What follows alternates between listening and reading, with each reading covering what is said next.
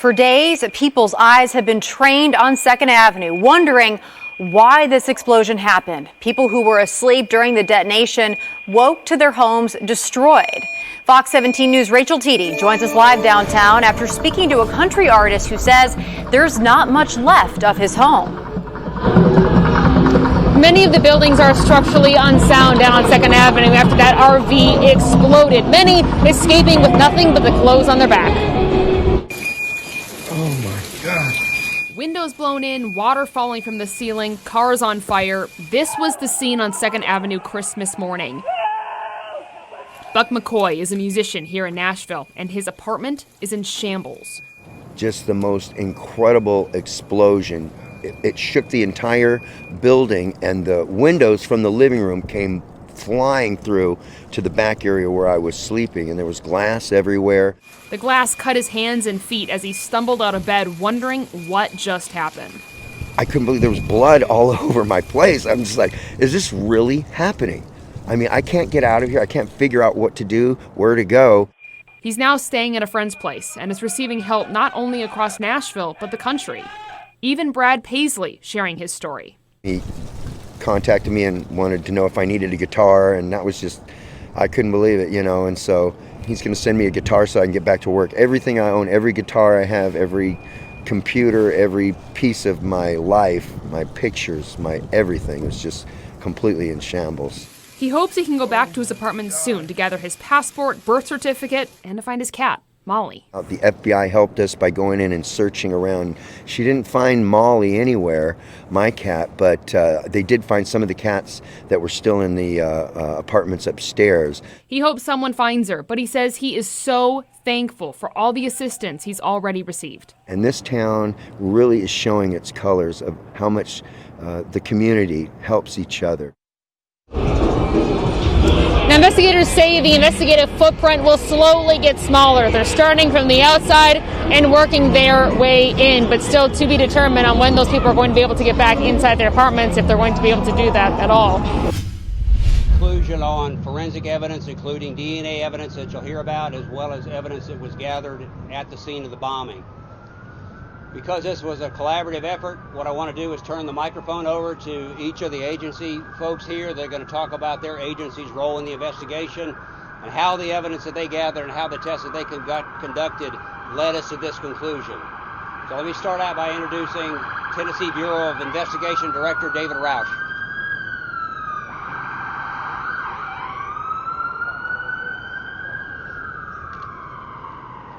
Thank you. I first want to say we appreciate the collaborative effort that has taken place in this investigation. Local, state, and federal authorities have worked hand in hand in tandem around the clock since the incident, and it's paid off. TBI agents, analysts, and scientists have been assisting in this investigation from the start, gathering data, checking leads, coordinating interviews, and processing critical evidence in coordination with the FBI and the ATF. Overnight, TBI forensic scientists processed evidence from the crime scene for DNA testing. The evidence was compared to evidence collected from a vehicle used by the person of interest in this case. At approximately midnight Central Time, forensic scientists with TBI confirmed a match of the DNA at both locations belonging to the person of interest in this case. TBI continues to support this ongoing investigation. Thank you.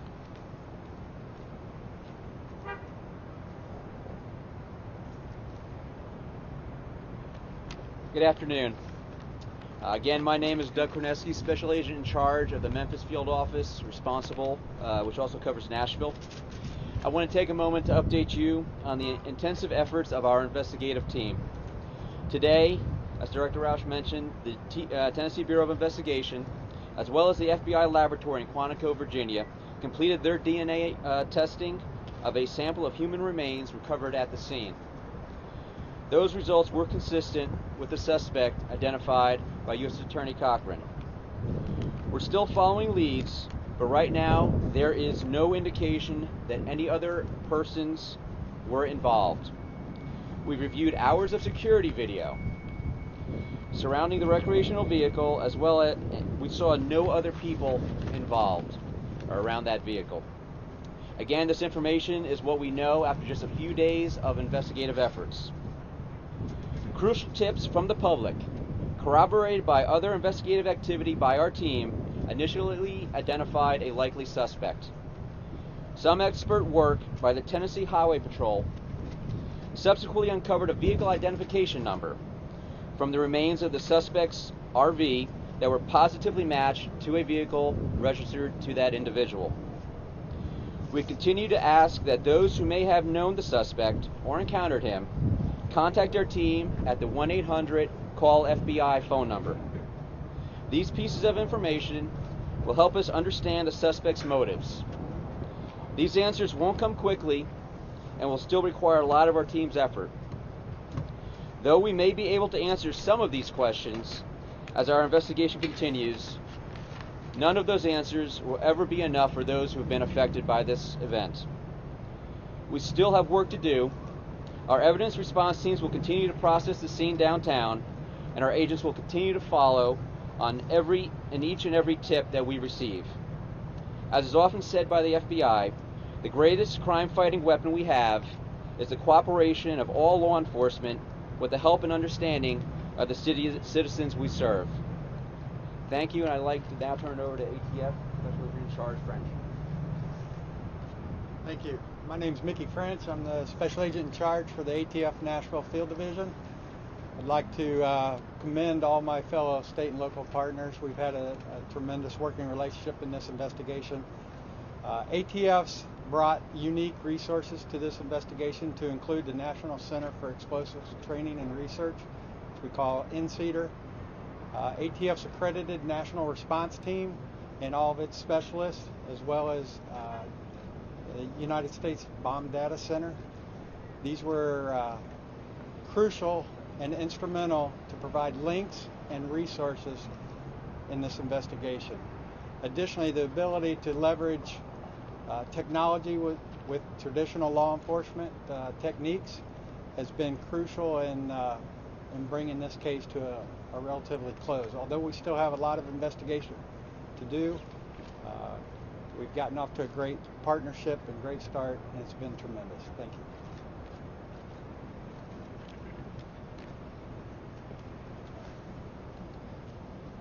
I cannot truly describe all the hard work that has gone into this investigation since Friday's explosion. We've had hundreds of ATF, FBI, THP, and TBI partnered with us in this investigation. And we can tell you that Anthony Warner is the man believed to be responsible for this horrible crime. There is no indication presently that anyone else was involved in this crime. As I've said earlier and several times before, Nashville is considered safe. There are no known threats against this city. A renewed curfew is going into effect beginning at 4:30 this afternoon in the area impacted by the blast. It'll be James Robinson Parkway, the 4th Avenue, the Broadway, and the Cumberland River. At noon tomorrow, the curfew will be in place, narrowed into an impacted area around Union, 4th Avenue North, Broadway, and the Cumberland River. The footprint will get smaller as processing of the blast scene continues by the FBI and the ATF. Thank you. Okay, at this time we'll try to take a few questions. I know it's kind of hard to hear out here, and we'll address it to the appropriate agency. Was Warner on the authorities' radar prior to this incident? Just a second. I didn't hear the question. Anything on motive or why he wanted to set off the bomb? That's still all early in the investigation. Was Warner on authorities' radar prior to this incident? I'm sorry? Was Warner on any authorities' radar prior to the explosion? No, he was not. Can you talk about the VIN? Was it a VIN number that was found, and how that was? The VIN number, you want to talk about? The VIN number, how you were, because this blast was, this is a massive blast. How were you able to find that VIN number? Well, our special agents with Tennessee Highway Patrol are trained in that. We have responsibilities there, and they were able to come out starting Christmas night and come in again once daylight came up the next day, yesterday, and just help identify on particular vehicle parts. So was a vehicle part that you found in the debris that ultimately led to the identification? I can't answer that exactly. Vehicle parts help connect the vehicle to the suspect. I believe tips and other information came in to help identify him. Question for the FBI. I was curious regarding the actual questioning of the. I know that there have been associates of Warner that have been questioned about a 5G paranoia that he may have had. What can you tell us about that? So right now we're looking at any and all possible motives. We're not at a position where we can speculate on that now. We are interviewing individuals that we've identified that are known to the suspect. We are also asking the public to, if they know him, have spoken to him, or know his ideology or anything that might have motivated him. We're interested in speaking to you. So again, we're looking for those what tips. What about the type of explosives used? Is there here? That is still under investigation. We're collecting evidence from the crime scene. Is being processed at our laboratory. And have you been able to build a timeline in the days surrounding his life, days leading up? We're still working on all those. Anything you can say about what was inside his home? Any sort of evidence you collected there? Letters? We can't comment on that at this point. And to be clear about 5G, that is one of the many ways that you are investigating, one of the many motives you are. Just to be clear. We're aware of certain things online, and we're looking at every possible. Do you consider this domestic terrorism at this point? I'm sorry. If you lived alone or had family in the area? We can't comment on any of that right now. Can you talk about the fact that this DNA match was made so quickly? We always hear, it takes such a long time to get a DNA match. Can you talk a little bit about that? I can comment on that briefly. So the question was regarding how we were able to quickly match the DNA. Because we had a known suspect at the time, we were able to have a known sample and then collect some items from the suspect for some relatives as well, and be able to match that DNA positively with his. When we're just matching two samples, it can be done rather quickly. Was his mother that relative? I can't comment on where we got it from. Do you consider this domestic terrorism? I can't comment at this point. Can you confirm that you found dog DNA at the scene and whether or not there was a mark of a dog? We have no information at this point of that. What would make Okay, last question. What would make this an act of domestic terrorism? What would it take to make this event an act of domestic terrorism?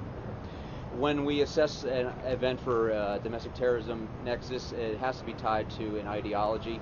It's the use of force or violence in the furtherance of a political, social ideology or event. We haven't tied to that yet. Thank you all very much. Appreciate it. If there are any further updates, we'll let you know via our social media channels and our news releases. Appreciate it. Thank you all for your patience.